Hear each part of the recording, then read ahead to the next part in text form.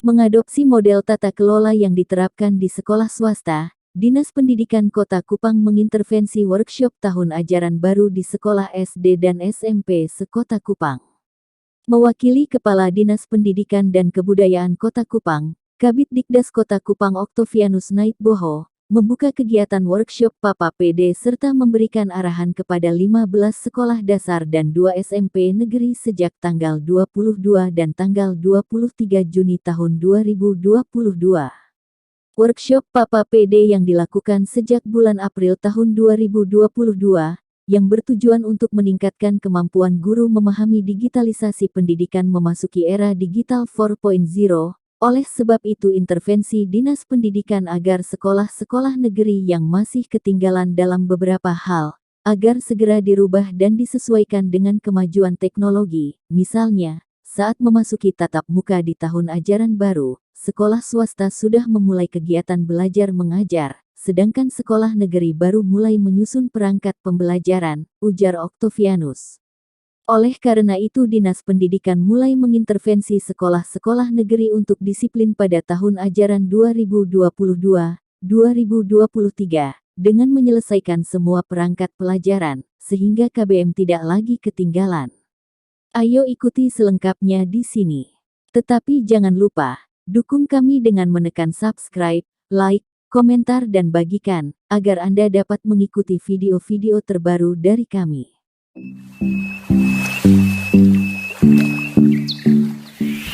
Baik Bapak Ibu, pertanyaan yang perlu kita jawab untuk meminimalisir penafsiran yang keliru dari kegiatan ini atau workshop tahun ini yang diintervensi oleh dinas dengan menghadirkan seluruh stakeholder terkait, itu perlu kita satu persepsi.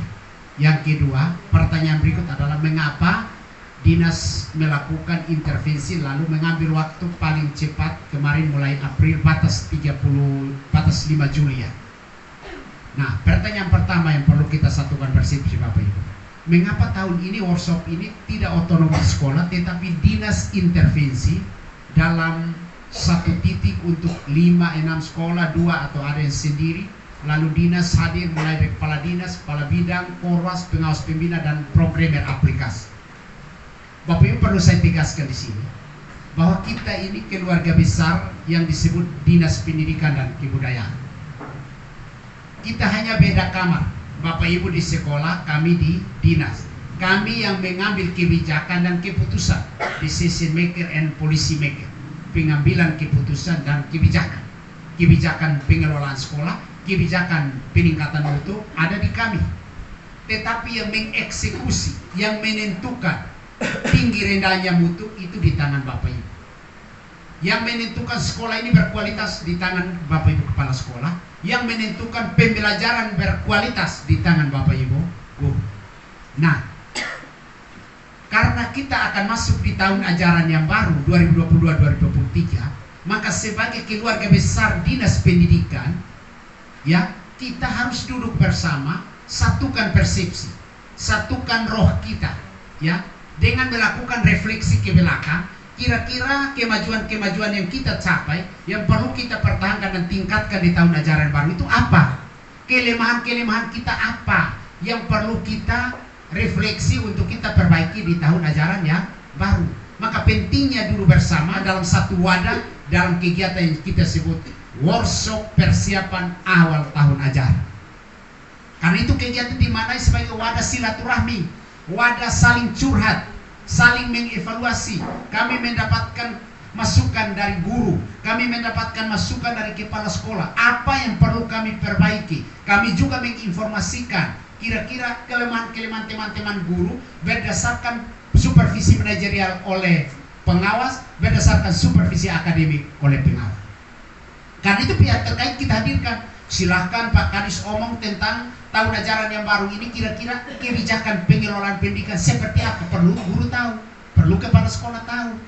Silahkan saya sebagai kabit pembinaan pendidikan dasar SD dan SMP, saya sampaikan kira-kira tahun ajaran baru ini agenda kegiatan kita apa-apa, termasuk kalender pendidikan. Perlu Bapak Ibu memiliki itu untuk penyusunan administrasi perangkat pembelajaran mengacu kepada kalender akademik yang pasti. Perlu Koros hadir sampaikan berdasarkan hasil supervisi manajerial. Kepala sekolah yang masih lemah di administrasi apa, sampaikan, dan ini menjadi fokus perbaikan di tahun ajaran baru. Demikian juga supervisi akademik terhadap perangkat pembelajaran guru. Catatan pengawas apa-apa yang masih harus perlu ditingkatkan seperti disampaikan pengawas pembina tadi. Nah ini penting. Tetapi karena kita di era digital, di era teknologi 4.0, 4.0, maka seluruh perangkat itu kita akan kemas dalam aplikasi, maka perlu aplikator atau programnya hadir untuk menyampaikan seperti apa aplikasinya. Inilah komponen terkait yang harus duduk bersama, menyatukan persepsi, menyatukan jiwa menuju tahun ajaran yang baru, sehingga tatkala masuk tahun ajaran yang baru, dinas ke kiri rame-rame ke kiri, dinas ke kanan rame-rame ke kanan. Maka ini wadah silaturahmi Bapak Ibu. Maka wadah ini manfaatkan, tanyakan yang belum diketahui, tanyakan yang belum jelas, sehingga ketika Bapak Ibu pulang melakukan yang sudah sesuai dengan kebijakan ini. Nah ini perlu kita. Yang berikut, kenapa dinas intervensi mulai April sampai batas 5 Juli? Ini ada pengalaman yang kita tidak perlu terantuk pada batu yang sama. 1, 2, kami mengadopsi model tata kelola satuan pendidikan dari sekolah swasta, khususnya swasta Katolik. 1, 2. Mereka kalau akhir tahun ajaran kita libur, mereka Guru mata pelajaran. mereka sibuk tuntaskan administrasi. Kepala sekolah tuntaskan administrasi merupakan tupoksi dia, yaitu revisi dokumen KTSP, buku 1, 2, 3, kemudian revisi RKJM, kemudian menyusun rencana kerja tahunan. Nah ini Bapak Ibu. Jadi masing-masing mulai melakukan apa? Kalau teman-teman sekolah swasta, demikian juga teman-teman guru di sekolah swasta. Pas saat libur mereka tuntaskan perangkat mereka. Habis itu masuk di penerimaan peserta didik baru, mereka sibuk urus siswa baru, sibuk urus masa orientasi. Selesai hari pertama KBM mereka langsung exit. Sekolah negeri libur, habis libur masuk sibuk siswa baru. Habis siswa baru sudah daftar ulang, mulai masuk masa orientasi. Habis masa orientasi kita mau KBM, mereka masih suruh urus perangkat. Disinilah kita kalah dari swasta. Guru sama, sarjana semua, fasilitas sama. Yang membedakan disiplin. Kita kurang berdisiplin. Maka dalam hal kompetisi mutu, ternyata sekolah-sekolah swasta lebih unggul. Kami ukur berulang-ulang. Event kemarin lomba penulisan karya ilmiah didominasi sekolah swasta. Dari 99 peserta masuk 25 besar, 80% sekolah swasta. Sampai pada juara 1 sampai dengan harapan 2 itu pun juga didominasi sekolah swasta. Juara 1 SD dari Kanosa, juara 1 SMP dari Santa Teresa. Kita harus refleksi ini. Kelebihan mereka apa? Kelebihan kita harus kita adopsi. Tidak salah kalau mengambil hal yang baik. Maka kami dalam kebijakan dinas juga mengadopsi sekolah-sekolah swasta Katolik yang punya model tata kelola yang bagus, kami curi untuk kita memperkaya sekolah negeri kita dalam rangka perbaikan dan peningkatan mutu. Nah ini yang kami buat. Karena itu Bapak Ibu, ingat hasil workshop ini berorientasi pada hasil. Karena apa? Kita ingin memecahkan permasalahan yang selama ini lestari. Apa permasalahan Bapak Ibu? Permasalahannya satu, administrasi kepala sekolah tidak lengkap. Tahun ajaran 2021-2022 dari 202 sekolah SD impres negeri dan swasta di Kota Kupang yang memasukkan dokumen kepala sekolah hanya 30 kepala sekolah. Berarti sisanya 80% tidak memasukkan. Apa artinya itu? Artinya 80% administrasi sekolah belum beres. Dan ini masalah. Saya dan Pak Kadis komitmen, dinas hadir memberi solusi, bukan melestarikan masalah. Masalah yang berikut di guru apa? Guru juga sama, perangkatnya tidak lengkap. Ya misalnya program tahunan tidak ada, program semester ya langsung silabus RPP, atau ada tetapi copy paste orang punya, dia nama Matius, RPP-nya Markus, dan seterusnya. Karena apa? Ambil murni orang punya, hanya ganti nama. Ada yang lupa tidak ganti nama sekolah, dia diimpres oleh POE, tapi sekolahnya negeri Yogyakarta. Itu kasus-kasus yang kami temui. Ini hasil supervisi dan pengawas. Nah, dalam kerangka itu Bapak Ibu, kita ingin supaya masalah ini tuntas di tahun ajaran yang baru. Untuk menuntaskan masalahnya apa? Solusinya adalah workshop yang diintervensi ini. Maka saya ingatkan kepala sekolah Bendahari, Karena kita ingin masalah ini selesai, maka hasil workshop ini menjadi salah satu syarat mengambil rekomendasi pencairan pos tahap 3. Karena itu waktu mau pergi ambil rekomendasi, bendahara-bendahara, tolong bawa pertama 3 dokumen dari kepala sekolah yang merupakan hasil kerja workshop ini. Bapak Ibu, 3 hari tidak akan selesai. Nanti masih mandiri sampai tanggal 5 Juli. Jadi terima kasih. Hari ini tanggal 20 berapa ya? 23 sampai tanggal 5 ya, kira-kira masih hampir 2 minggu. Gunakan hari pertama, kedua ini tanyakan yang belum jelas. Ya, kemudian pulang dalam keadaan terang, jangan masih di dalam alam kegelapan. Karena di sana akan mandiri kerja. Bapak Ibu. Jadi yang belum jelas tanyakan di setiap narasumber, ini belum jelas, sehingga pulang kerja batas tanggal 5 sudah tuntas.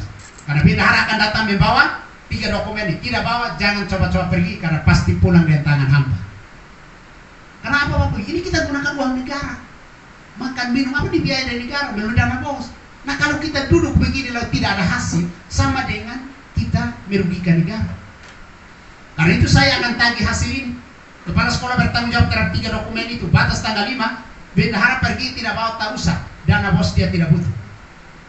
Demikian juga Bapak Ibu guru, saya akan tagih. Karena kita menggunakan aplikasi yang namanya Papa PD. Bapak Ibu habis menyusun, habis susun itu, input ke aplikasi. Jadi cara input serial tidak bebas, nanti akan dijelaskan oleh programnya. Ya, cara input masuk sebagai guru kelas seperti apa, guru maper seperti apa. Kalau kepala sekolah mau masuk sebagai admin kepala sekolah untuk supervisi seperti apa, pengawas seperti apa, kami dinas seperti apa. Itu sudah kita siapkan semua.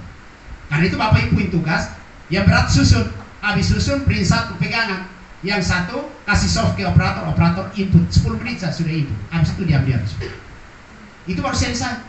Karena apa? Waktu bendahara pergi, walaupun membawa 3 dokumen yang merupakan tugas kepala sekolah sudah tuntas, saya akan simpan dulu. Saya masuk lewat admin dinas, cek, oh poi impres body poi 1 ini progres inputnya baru 30%, tidak diberikan rekomendasi. Pulang, kabarkan ke kawan-kawan bahwa gara-gara bosong belum input, saya pulang tidak bawa rekomendasi. Nah ini syarat juga. Teman-teman menentukan juga cepat cair atau tidak dana bos tahap 3, kepala sekolah juga menentukan. Karena itu manfaatkan waktunya kan, sisa waktu 1 minggu tuntas. Itu catatan kedua. Catatan ketiga, Bapak Ibu di tahun ajaran yang baru akan berjalan dalam 2 kurikulum. Kurikulum 2013 atau kurikulum lama berlaku untuk kelas 2, 3, 5, 6. Sedangkan yang 1 dan 4 itu berlaku kurikulum merdeka. Kemarin semua pilih opsi 2, mandiri berubah, berarti kelas 1 dan 2, Bapak Ibu guru yang nanti ngajar kelas 1 dan 2, materinya tetap tema-tema yang sesuai K13, tetapi perangkatnya perangkat kurikulum merdeka. Karena itu mereka yang ngajar 1 dan 4, mereka akan menyusun baru. Mereka yang ngajar 2, 3, 5, 6, mereka merevisi. Karena perangkat lama disesuaikan saja. Berbahagialah yang ngajar 2, 3, 5, 6. Berduka cita yang ngajar 1 dan 4. Lebih berduka cita yang guru mata pelajaran borong 1 sampai 6. Karena nanti kelas 1 dia kurikulum mereka, kelas 2, 3 dia kembali ke kurikulum 2013, nyusun kelas 4 ke kurikulum mereka, 5, 6 ke K13. Karena itu pentingnya apa workshop ini? 1, manfaatkan waktu itu, tanyakan pada pengawas atau narasumber terkait perangkat kurikulum merdeka seperti apa yang opsi 2. Nah itu Bapak Ibu saya tegaskan sini. Jadi Bapak Ibu yang ngajar 1 dan 4, perangkatnya saja yang kurikulum merdeka, materinya tetap kurikulum 2013. Bapak Ibu yang ngajar 2, 3, 5, 6, semuanya tetap sama dengan kurikulum 2013. Itu hal ketiga. Hal keempat yang saya ingin tegaskan Bapak Ibu, karena kita hidup di era teknologi sekarang, maka sejak tahun 2019 Menteri Pendidikan, Kebudayaan, Riset dan Teknologi memprogramkan apa yang disebut dengan digitalisasi pendidikan. Apa artinya itu? Artinya bahwa pengelolaan pendidikan oleh dinas pendidikan, pengelolaan sekolah oleh kepala sekolah, pengelolaan pembelajaran oleh guru harus mengambil teknologi atau menerapkan teknologi pembelajaran sehingga pengelolaan menjadi lebih bermakna. Harus mulai bergeser dari yang offline ke yang online. Kami Dinas Pendidikan sudah lakukan Bapak.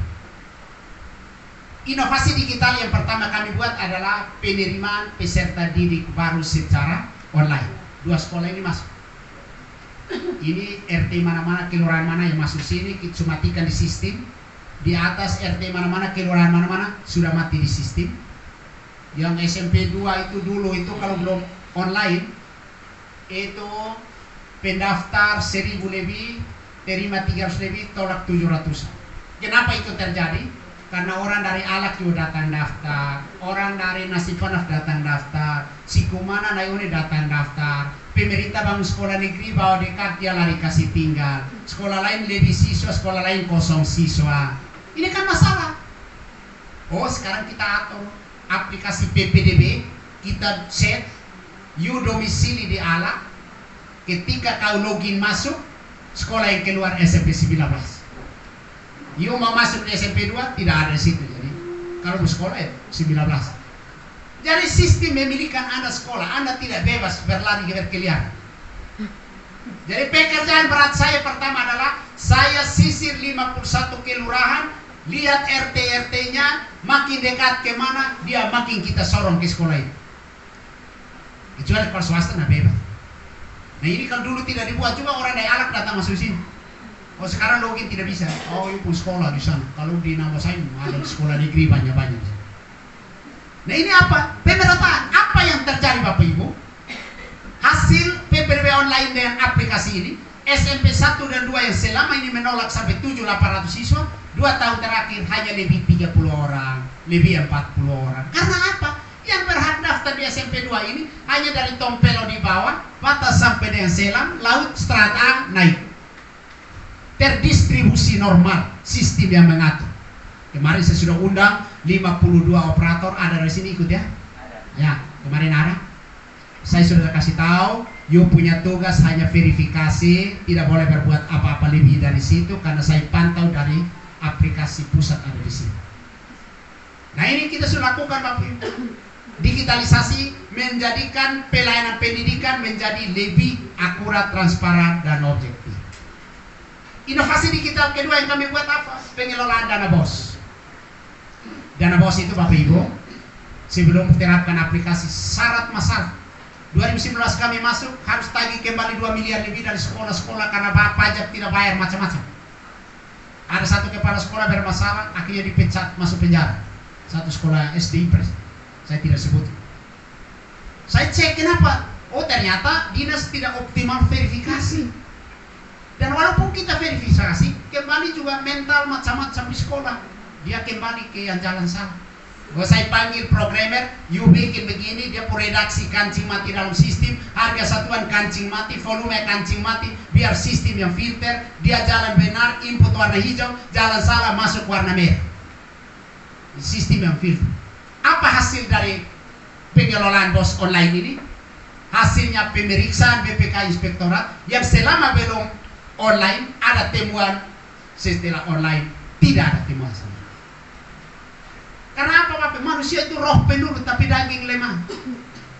Oh dia tahu ini salah tapi ya dikata kalau sistem dia bodoh jadi dia mati ya mati sudah. Sistem yang sensor filter, saya tidak perlu repot-repot PM atau lihat item per item. 202 sekolah penerima dana BOS yang datang hektar sampai segala macam belanja itu ratusan. Anda punya tenaga satu. Sistem ini yang namanya digitalisasi. Aplikasi kita beri nama BOS Okto, saya punya nama. Ya, BOS terintegrasi online alias BOS Okto. Lalu Pak Kadis bilang, kok saya yang Kadis, kau punya nama bagaimana? Saya Bapak tenang, nanti ada satu aplikasi kita abadikan ke Bapak. Nah ini yang Bapak pilih. Bapak pilih ini pengelolaan administrasi perangkat pembelajaran digital alias Bapak Dumur. Jadi PD-nya Papa Dumur. Kalau BOS TO ya BOS Okto, terintegrasi online alias BOS Okto, pembelajaran digital alias Papa Dumur. Sudah, beliau juga tidak marah lagi karena sudah 50-50. Nama semua sudah ada dalam aplikasi. Karena teorinya bilang begini Bapak, jika Anda ingin tidak dilupakan orang, maka segera sebelum mengakhiri pengabdian, tulis sesuatu yang patut dibaca atau berbuat sesuatu yang patut diabadikan.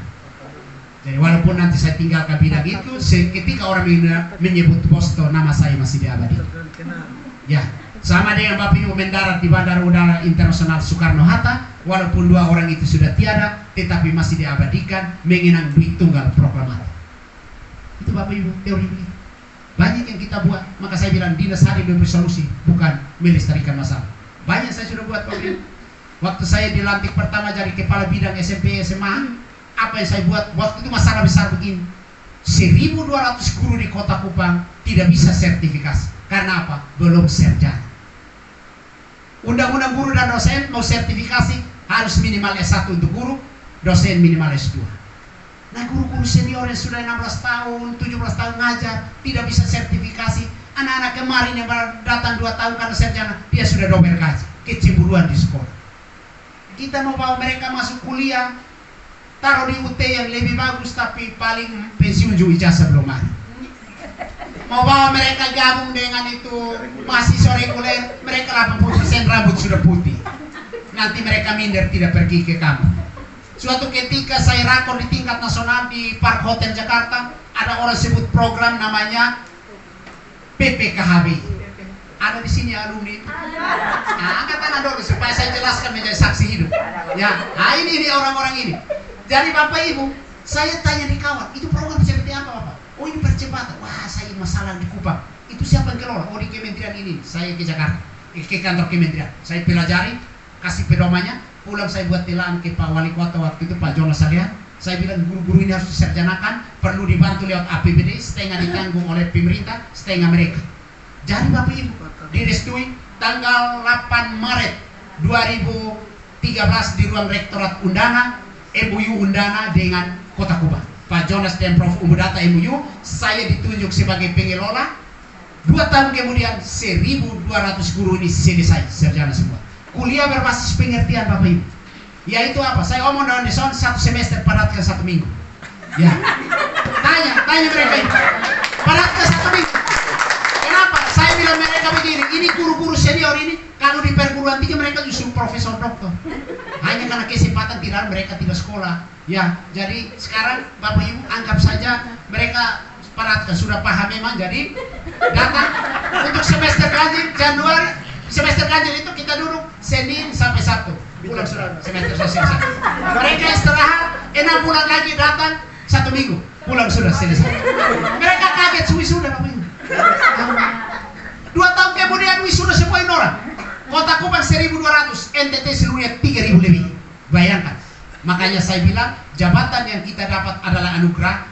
Kita harus membuat untuk lewat jabatan itu nama Tuhan dipermuliakan. Kok 3.000 lebih ini kalau doakan saya masa Tuhan tidak antar saya ke surga? Ada kebaikan. Saya tinggalkan jabatan itu tapi orang lihat yang sarjana PPKB mas pasti mesti ingat saya semuanya. Gara-gara dia kita cepat selesai dan dapat sertifikasi. Waktu itu setengah ditanggung pemerintah. Kalau mereka 3 semester mereka hanya bayar 2 semester pemerintah tanggung. Kuliah berbasis pengertian lagi. Ya toh 1 semester cuma 1 minggu dapat Undana lagi bukan perguruan tinggi abal-abal Bapak Ibu. Wisuda Undana, toga Undana, bukan sembarang. Nah, itu masalah pertama. Masalah kedua yang saya buat Bapak Ibu. Saya waktu itu lihat ada beasiswa-siswa miskin.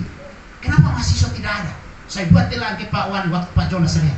Bapak perlu ada beasiswa mahasiswa miskin. Tapi saya baptis ulang perhalus namanya. Bukan beasiswa mahasiswa miskin. Saya beri nama beasiswa bagi mahasiswa dari keluarga kurang mampu. Substansi sama miskin tapi kita perhalus, yaitu keluarga kurang mampu. Ya saya buat itu 1 tahun 1.000 mahasiswa dibantu oleh Pemda lewat APBD. Bapak Ibu bayangkan 2014 sampai sekarang berapa tahun? 8 tahun berarti sudah ada 8.000 mahasiswa yang dibantu dari keluarga kurang mampu. Itu konsep saya. Saya bikin jukis keliling 48 kelurahan, saya sosialisasi. Saya lihat-lihat, wah ini lurah yang usul. Saya sebagai konseptor, saya buat anak tidak dapat. Saya tambah 1 ayat berbunyi. Usulan dari kelurahan verifikasi oleh Dina. Disitulah anak timur banyak masuk. Ya Bapak Ibu bukan anak timur saja, banyak keluarga yang bukan timur yang masuk gitu. Ya tuh, jadilah Bapak Ibu 1 tahun 1.000 mahasiswa. Dari 2018 sampai sekarang orang tidak berani hapus, you berani hapus, orang marah. Saya sudah letakkan yang baik. Itu Bapak Ibu. Apa yang dibuat lagi? Kemarin saya lihat lagi ada masalah. Teman-teman mau naik pangkat, itu harus kasih keluaran 3 juta, 4 juta, bahkan yang periode April kemarin tim penilai tolak 28 orang. Ini masalah. Saya masuk di Pak Kadis, Bapak, ini kasihan mereka. Sudah umur begini, sudah tua. Daya ingat metodologi sudah menghilang. Uang juga sudah beban berat karena cucu juga ikut kuliah. Bagaimana dia biaya harus kasih keluar uang. Dana bos bisa. Pak Kadis bilang bisa ada pengen kompetensi guru di situ. Kita masuk lewat situ. Sekolah alokasikan bagi gurunya menaik pangkat di periode Oktober. 1 orang 1 juta karena makin banyak makin murah. Karena Bapak Ibu kalau sendiri harus bayar orang tulis, kemudian undang orang datang seminar tamu makan minum, bikin baliho sendiri, bayar penguji. Pengeluaran besar. Saya rubah beban jadi berkat, Bapak Ibu. Caranya adalah alokasikan. 99 orang kemarin tidak sepeser pun keluar. Angkat tangannya dari sini ikut kemarin. Ada yang ikut dari sini kok? Kemarin dari 99 yang, ada di sana Ibu. Tanya, Ibu jadi saksi Ibu. Saya omong harus orang ada jadi saksi Ibu. Tidak ada sepeser pun. Hari pertama datang duduk, cukup modal senyum saja, makan gratis, minum gratis. Makan 1 kali, minum 2 kali dari uang itu. Tanya mereka. Habis itu pulang, lakukan mengajar di sana siklus 1, siklus 2. Datang, dibimbing, kita sudah MOU dengan undara, 4 doktor, 1 profesor, ya toh? Bantu mereka. Habis itu saya undang mereka ke Hotel Pelangi di ruang AC, saya bagi dalam 5 ruang, presentasi sini. Saya bilang 1 orang 25 menit waktunya, presentasi 10 menit, tanya jawab 15 menit. Ketika saya bilang tanya jawab 15 menit, semua muka beban karena dokter yang tanya. Saya tambah 1 pernyataan. Tetapi yang usia 50 tahun ke atas, penguji dilarang bertanya. Yang usia 50 tahun ke atas, penguji dilarang bertanya. Jadi tidak ada bertanya, tanya mama dari sini. Mama kemarin ditanya. Ya, tidak tanya. Kalau mereka tanya, bosong bilang baca sendiri sana. Selesai. Mereka makan enak-enak situ, pergi duduk 10 menit. Ketika dosen lihat umur 50, selesai bilang pas. Pindah orang berikut. Itu Bapak Ibu. Kita hadir memberi solusi, bukan melestarikan masalah. Itu yang saya buat Bapak Ibu. Dan saya yakin apa yang kita buat itu diperhitungkan oleh Tuhan sepanjang itu untuk orang lain. Itu Bapak Ibu. Kita buat selalu. Yang berikut, ketika Pak Mangkehae pensiun dari kami PTK, saya PRT di situ, saya duduk 3 hari ada 3 guru mondar mandir datang urus berkala. Ini sudah 3 hari datang, Ibu Mary tidak ada. Bayangkan ini sudah usia 56, ojek, kasih keluar uang, tinggalkan kelas, ya toh, buang tenaga, untung tidak celaka lagi. Sudah kasih keluar hampir 100.000 lebih, padahal berkala naik hanya 60.000. Mondar mandir, tidak efektif Bapak Ibu. Saya lihat itu, saya panggil Sony yang biasa aplikasi bos. Saya Pak Sony, saya mau yang begini-begini, tidak perlu mereka mondar-mandir datang, cuma 2 berkas saja sudah ojek keliling. Saya mau mereka langsung kirim, scan dari sekolah diam-diam, admin dinas print, Pak Kadis tanda tangan, kita kirim ke keuangan, habis itu kita PDF kirim, dia ambil di sekolah. Pak Sony bilang apa, caranya ke mana? Database mereka kita ambil. Kan berkala cuma 2 tahun sekali, ya toh? Jadi semua database 2000 guru ini saya ambil, SK berkala terakhir. Jadi Bapak Ibu mulai berkala dari bulan Mei, Juni itu tidak perlu ke kantor. Cukup download Bapak Ibu, scan, diam-diam di sini. Admin di sprint, kasih Pak Kadis tanda tangan, habis itu kami kirim ke keuangan, kami kirim balik lewat PDF. Itu Pak Kadis tidak mau untuk panggil mereka, kirim lewat PDF, mereka pilih. Ya tidak perlu Bapak Ibu mondar mandir urus itu baru. Hanya 2 lembar saja yuk mondar mandir naik ojek, turun ojek, ya toh? Ya, tinggalkan kelas lagi. Ini namanya digitalisasi. Teknologi dimanfaatkan untuk mengurangi beban biaya, waktu, dan seterusnya. Namanya berkala secara online. Itu episode ketiga inovasi digital yang kita buat. Saya tidak puas dengan itu. Saya kasih keluar lagi Papa PD. Papa PD ini ceritanya begini Bapak Ibu. Saya ini Bapak Ibu kalau banding ya Bapak Ibu kalah dari saya dari jenjang mengajar. Saya ini mengajar 4 jenjang. Saya waktu SPG, saya guru SD 2 tahun. Habis itu, saya guru SMP 2 ini 11 tahun. Guru SMA 3 tahun, dosen luar biasa 12 tahun. Jadi kalau Bapak Ibu dan saya, Bapak Ibu 1 jenjang, saya sudah 4 jenjang. Jadi, kalau waktu saya koros, saya supervisi orang, dia tipu saya bilang salah, you salah orang. Saya ini pelatih penipu, kok bagaimana you tipu saya. Kan begitu toh? Karena Bapak Ibu saya buat satu pernyataan bilang begini. Makin tinggi jenjang pendidikan, makin mudah pembelajaran. Makin rendah jenjang, makin sulit.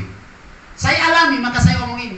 Bapak Ibu ketika saya berdiri di mahasiswa, saudara-saudara, hari ini kita kuliah tentang ini, silakan bagi 3 kelompok, 1 kelompok 4 orang, silakan diskusi ini topiknya, 30 menit presentasi. Saya keluar merokok, pulang selesai presentasi, tak habis. Mahasiswa senang juga kalau tidak masuk dosen juga, ya tahu? Kan istri saya dosen, saya tahu persis mereka punya kerja seperti apa. Dan saya juga mantan dosen. Makin gampang toh kalau menjadi dosen. Turun ke SMA saya tidak seperti itu, saya turun lagi model. Tidak bisa langsung suruh. Baik, hari ini kita belajar harus tambah penjelasan dulu. Penjelasan tak. Oke, sekarang berdasarkan penjelasan tadi, sekarang kamu diskusikan ini. Turun SMP tidak bisa pakai itu lagi, harus lebih detail lagi. Turun SD tidak bisa diskusi, tidak jalan. Apalagi TK, maka saya bilang coba suruh profesor dokter datang ajar TK. Hari pertama datang, hari kedua minta permisi tidak akan datang. Karena apa? Makin ke bawah jenjang bukan akademik, tetapi emosi, kesabaran. Coba ajar anak TK, bukan omong kepintaran, kesabaran. Baru datang, selamat pagi, sudah menangis. Kasih tenang dia, aduh adik, kenapa menang? Baru kasih tenang ini, yang satu mau buang air. Bawa dia ke belakang dulu, kasih bersihkan dia. Bawa ke balik, 2 orang sudah berinjak di sini, ingus ke sebelah. Jadi di sini bukan soal kecerdasan, tapi soal kesabaran. Maka saya bilang kalau saya menteri, guru SD dan TK gaji lebih besar. Karena di situ yang lebih hebat. Bapak Ibu guru kelas itu hebat karena apa? Dia interdisipliner, karena tematik terpadu. Saya hebat SMP ya guru mata pelajaran. Saya cuma hebat PPKN. Di rumah anak saya seorang tugas matematika sama saja cari yang lain. Ya kok saya tidak hebat? Kan guru matematika bisa. Matematika bisa. Guru SD guru kelas bisa. Maka disitulah kesabaran. Apalagi kelas rendah 1, 2, 3. Apalagi pandemi begini yang dari kelas 1 tidak apa-apa naik kelas 2 tidak apa-apa naik kelas 3. Bapak Ibu terima anak-anak sekarang ini terima dengan 2 tahun itu 5% pengetahuan.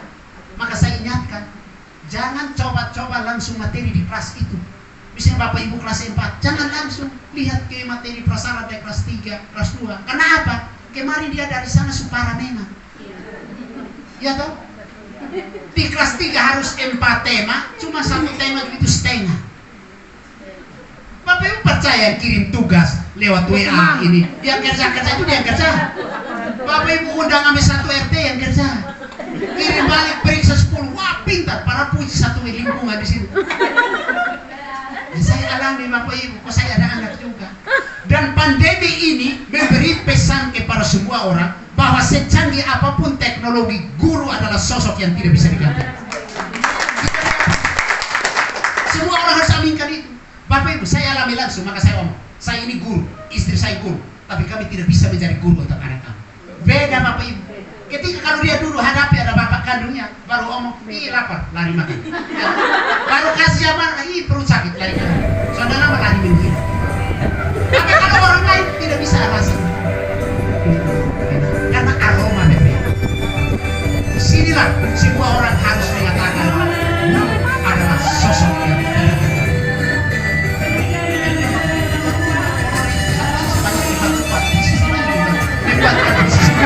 yang di sisi lain membuatkan posisi guru.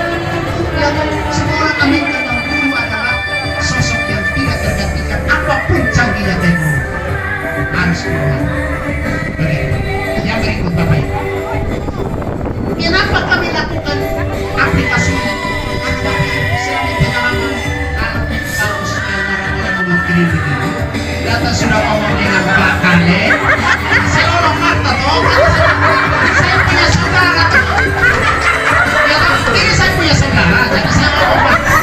Tapi memang saya ngomong tidak sesuai. Nah, bagus ya mulut kiri. Marah-marah begini, datang sudah Pak Kale, jadwalkan. Sampai tanggal sekian saya sudah ngisi. Bapak Ibu boleh perangkat tidak kita. Pas jadwal itu kirim surat sakit.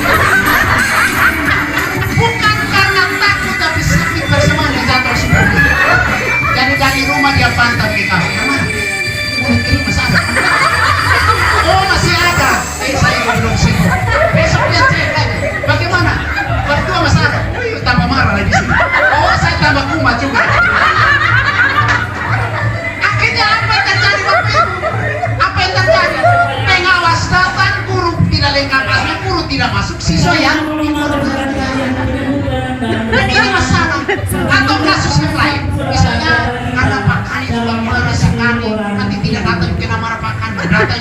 mulut kering juga ada di situ. Ya tahu? Akhirnya apa? Pagi-pagi paksa harus datang. Baru siap berdoa. Tuhan semoga hari ini dia siap. Sementara Pak Khusus sudah siap berdoa semoga hari supervisi lancar. Dua orang berkumpul yang istrinya kuat. Akhirnya Tuhan marah juga. Kalau semua berdoa begitu, saya tidak memberi satu pun. Jadi ini Bapak Ibu, maka aplikasi ini saya desain dengan maksud membebaskan guru dari belenggu tekanan psikis. Caranya apa? Bapak Ibu cukup susun habis, Bapak Ibu ikut ke aplikasi. Habis ikut diam-diam sudah, supervisi perangkat dia tidak datang lagi. Dia dari kantor lihat, dia mau marah mau banting laptop, dia tidak tahu. Bukan mereka bisa lupa urusan. Ya, lalu guru itu tidak perlu tinggalkan kelas dengan sudah umur 57 buat miring-miring dia dokumen. Ini mulut kering marah-marah asam urat naik. Terakhir pengawas dengan guru asam urat tinggi semua. Akhirnya kepala sekolah repot bawa ke UGD. Gara-gara supervisi, guru pun gara-gara Pak Usudara naik, asam urat naik. Akhirnya marah guru, guru juga asam urat naik. Jadi asam urat naik berjemaah. Nah ini Bapak Ibu, kita buat ini jadi nanti bikin ke depan supervisi perangkat by system. Tidak perlu datang. Pak Usut tidak perlu buang-buang waktu, buang bensin datang. Cukup dari kantor, masuk lewat paspor sekolah, lewat akun guru, mulai siang, program tahunan, oke. Oh program semester mesti tambah ini. Oh RPP masih yang lama, harus disediakan ikut SE nomor 4, 3 komponen. Catatan, kasih tinggal catatan situ. Habis kasih tahu ke Pak Kale kasih tahu teman-teman ya. Tolong cek saya ada catatan. Bapak Ibu pulang sore-sore ngopi dengan suami atau istri, bilang suami itu istri jangan ganggu karena saya lihat Pak mulut kering punya koreksi. Nah, baru itu perbaiki sendiri. Jadi tidak mengganggu KBM. Guru juga tidak tersiksa batin. Kan begitu. Ini masa pembebasan. Ya toh, dari tekanan batin lewat aplikasi ini. Karena itu kalau mau supaya jangan menghadap untuk dimarahi, input kok dia menghadap itu laptop. Kalau dia mau marah, kita tidak tahu. Kok dia marah laptop sendiri. Ya toh? Begitu Bapak Ibu. Ini namanya inovasi digital keempat. Kami mau seluruh perangkat pembelajaran guru, metode supervisi yang selama ini face to face berubah menjadi supervisi berbasis digital. Aplikasi ini kita kemas. Seperti apa? Nanti Pak Sony akan jelaskan. Tidak sulit. Tugas yang sulit adalah susun perangkat. Habis itu softnya kasih ke operator, 10 menit input. Selesai, dibatal langsung. Tidak perlu urus itu lagi. Nanti kalau dia supervisi bilang datang buat apa-apa, pulang ke sana lewat apa. Karena itu kami komitmen. Tidak boleh. Nanti Pak Kale juga supervisi, tidak perlu kumpul-kumpul kawan-kawan punya perangkat. Duduk di kantor, mulai lihat catatan. Habis itu umumkan ke kawan-kawan, teman-teman lihat saya sudah supervisi catatan. Sore-sore di rumah ada waktu perbaiki. Jadi siswa tidak dikorbankan. Inilah Bapak Ibu, selalu saya berpikir melakukan inovasi untuk menyelesaikan masalah. Saya sementara berpikir dan mendesain sesuatu karena saya terinspirasi ketika saya di Jakarta. Saya duduk di kantor Kementerian Gedung C. Bayangkan layani 543 kabupaten kota di Indonesia. Orang antrian tidak lebih dari 10 orang. Kita layani 6 kecamatan, bidang diklat sambil injak di kepala orang. Ini karena apa? Setelah saya pelajari ini karena apa? Oh ternyata gampang. Kita di sini bisa begini. Orang datang mau legalisir ijazah. Prosedurnya nanti masuk di bidang diklat, staff lihat dulu. Oh Dikson lihat habis, oke, stempel habis. Harus kepala seksi paraf dulu. Nah kalau kepala seksi tidak ada, nanti keluar Bapak duduk dulu ya, kepala seksi belum ada. Orang duduk sedikit, datang lagi satu. Kepala seksi sudah datang paraf, kabit belum ada. Bapak duduk sudah paraf tapi Pak kabit belum ada. Sudah lama menumpuk. Tidak lama terjadi itu. Demikian juga surat-surat yang lain. Maka saya berpikir seluruh surat-surat yang merupakan pelayanan rutin akan ada di dalam sistem. Di resepsionis saya akan tatar dia. Kalau dia urus surat keterangan pindah, ini kodenya ini. Kalau mutasi siswa, kodenya ini. Kalau legalisir ijazah, kodenya ini. Cukup saja, misalnya dia datang tanya, urus apa Bapak? Oh, keterangan pindah. Oke, Bapak duduk, mana datanya? Kasih, tinggal masukkan data, print, sudah tanda tangan, stempel, sorong jatuh. Tidak perlu mau ada kadis kok, tidak ada kok kadis jalan tetap pelayanan jalan. Tidak ada kemacetan. kami kalau keluar begini saya masuk. Akhirnya barang saya tambah kurus kalau sudah dirasa gizi buruk. Kalau sudah gizi buruk memang Bapak Ibu. Itu Bapak Ibu, ini problem kita di sini. Nah ini saya berpikir terus lakukan inovasi digital dalam kerangka memperbaiki kualitas pelayanan. Bapak Ibu, ini bagaimana Bapak Ibu tiru ini di pembelajaran. Saya mau bagi pengalaman. 2 minggu yang lalu saya dan Pak Kadis di Jakarta. Kami pergi berkunjung di salah satu sekolah model di Jakarta. Bapak Ibu, saya orang yang selalu meniru. Aplikasi BOS ini saya tiru Ahok bikin APBD di Jakarta. Saya pernah studi banding di suku dinas DKI Jakarta. Bayangkan kelola 2 triliun tidak ada temuan sama sekali. Saya pelajari apa? Oh ternyata mereka menggunakan aplikasi buka tutup, e-planning and e-budgeting. Ini Ahok punya konsep. Sehingga APBD Jakarta DKI itu dikancing. Sehingga sekarang Anies Baswedan tidak bisa berkutik. Karena itu sudah dimatikan. Nah saya curi ini yang datang BOS ini e-planning and e-budgeting. Tapi saya baptis baru sesuai dengan saya penggagas BOS itu. Nah begitu. Padahal ini saya terinspirasi oleh konsep Ahok memanage APBD DKI Jakarta. Nah kemarin juga saya bilang Pak Kadis, daripada kita di hotel tengah, mari kita ke sekolah ini. Saya hampir mengajar 2 jam di sekolah itu Bapak. Karena saya tertarik dengan teknologi mereka gunakan. Bapak Ibu bayangkan, mereka gunakan satu alat seperti mic ini, pakai baterai begini, tapi plug ke remote TV. Cukup kalau saya mau mengajar di kelas ini, saya taruh di situ. Kemudian alat ini dia link dengan Google. Nah Google ini adalah makhluk yang maha tahu menyanyi Tuhan. Apa yang Google tidak tahu? Coba tanya. Kecuali kapan kita meninggal belum diinstal di sini. Ya tahu karena itu otoritasnya maha kuasa. Dia taruh di situ. Kemudian misalnya bermodalkan info ke satu, cukup itu mau ditembok atau lain terserah. Yang penting temboknya putih. Langsung misalnya saya mengajar, saya coba dalam tema salah satu tema di SD diriku.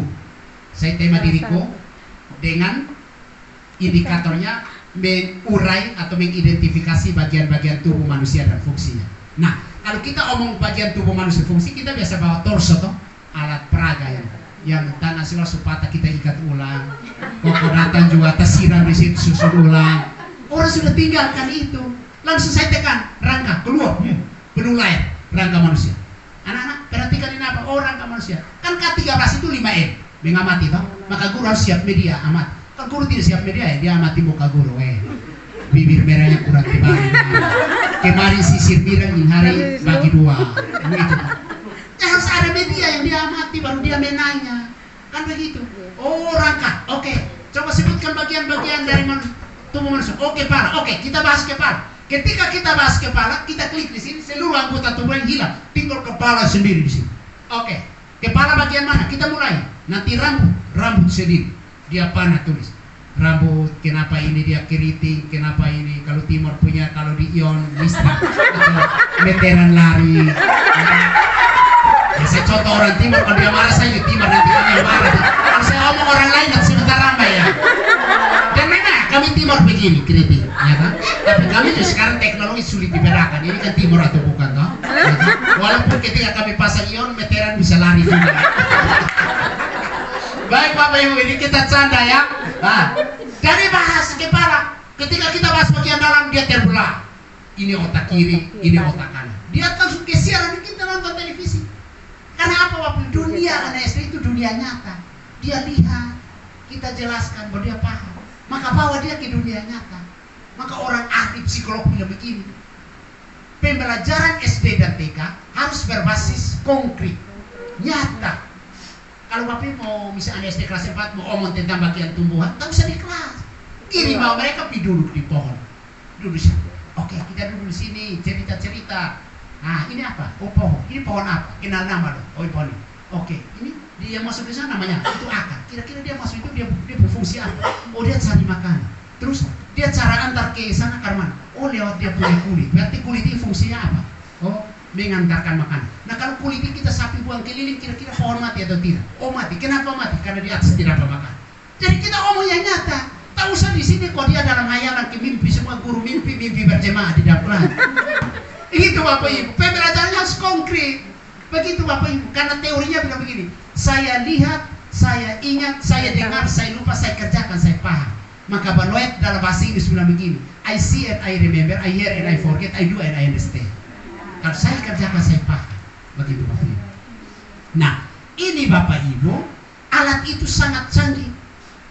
Pokoknya seluruh tumbuh dibahas, dia akan tampil semua dengan fungsi masing-masing. Anak nonton hampir kita mau tutup juga dia tidak mau lihat. Saya coba lagi, misalnya seni budaya. Saya omong tentang tarian Nusa Tenggara Timur. Tinggal saya masuk di situ, NTT. Dia keluar 22 kabupaten kota. Saya pilih mana? Oh misalnya Rote. Oh keluar seluruh tarian Rote keluar. Saya pilih mana? Misalnya ini apa? Foti. Nanti keluar Foti. Orang sebentar Foti jadi nonton baru sambil dijelaskan. Itu yang namanya Foti, gerakan begitu. Tilang itu artinya apa? Oh ini artinya. Semua gerakan dijelaskan. Anak nonton. Bisa diperlambat, bisa dipercepat, bisa diref ulang. Guru dulu dia menonton rame-rame dan mereka berjelas. Jadi omong Foti bukan orang dalam arah Foti seperti apa yang batanduk oh apa? Oh tidak, Foti gerakan itu. Nonton dulu baru sambil jelas. Saya coba lagi, misalnya saya ngajar tentang alam sekitar. Misalnya omong tentang gunung. Betul. Saya coba cek Gunung Fatuleu. Keluar Gunung Fatuleu. Anak-anak ini apa? Gunung. Gunung apa kira-kira? Oh Fatuleu. Kan dia pernah lihat Fatuleu. Ada apa yang kamu lihat? Oh ada pohon, ada batu, ada padat, dan seterusnya. Dia nonton. Misalnya keadaan alam, sektor pertanian, misalnya ngomong tentang sawah. Wah sudah nanti keluar hamparan sawah di sini, mau sawah juga keluar, mulai dari orang olah sampai dari panen, keluar orang nonton.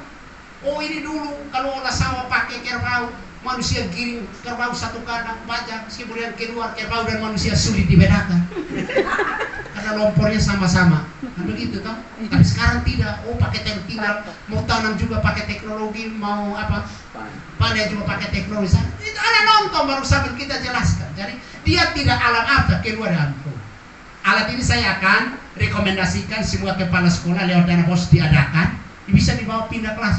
Saya coba matematika, saya ini gambar tidak bisa gambar kubus, tidak ini coret saya begini, dia yang bentuk kubus bang. Mau sedikit, apa tinggal saja, Anda coret saya, tulis nama di situ dia yang bentuk.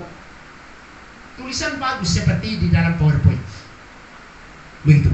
Ini yang namanya memanfaatkan teknologi untuk membuat pembelajaran menjadi lebih menarik, menyenangkan dan bermakna. Itu yang namanya digitalisasi. Demikian Bapak Ibu, ini yang hari ini saya mau jelaskan kepada Bapak Ibu. Maka saya simpulkan yang dimaksud dengan digitalisasi adalah bagaimana kita memanfaatkan teknologi untuk merubah pola pembelajaran dari yang berbasis offline ke yang online, dari yang abstrak menuju yang konkret, begitu. Dari yang sukar menjadi yang mudah. Nah untuk itu Bapak Ibu tolong saya titipkan pesan. Hari ini hari pertama Bapak Ibu memulai. Para narasumber akan bergantian, tanyakan yang tidak tahu, dan tolong kepala sekolah bertanggung jawab untuk 3 dokumen, Bapak Ibu bertanggung jawab untuk administrasi perangkat pembelajaran, baik berbasis kurikulum Merdeka untuk kelas 1 dan 4, baik yang berbasis kurikulum 2013 untuk 2, 3, 5, dan 6. Hasilnya akan kami tunggu. Sistem kita tutup pada tanggal 5 Juli 2022, dan hasil kerja ini menjadi salah satu syarat untuk pencairan dana BOS tahap 3. Demikian dari saya, dan pada kesempatan ini atas nama Kepala Dinas Pendidikan dan Kebudayaan Kota Kupang, dengan memanjatkan puji syukur kehadirat Allah yang Maha Kuasa dan seisi forum yang berbahagia ini, saya Octavianus Sudmo SPD MSI selaku Kepala Bidang Pembinaan Pendidikan Dasar mengatakan workshop penyusunan dan penyempurnaan administrasi sekolah dan administrasi perangkat pembelajaran guru berbasis digital pada 2 SD pada hari ini Kamis 23 Juni 2022 dinyatakan dibuka secara resmi. Tuhan memberkati kita sekalian. Assalamualaikum warahmatullahi wabarakatuh.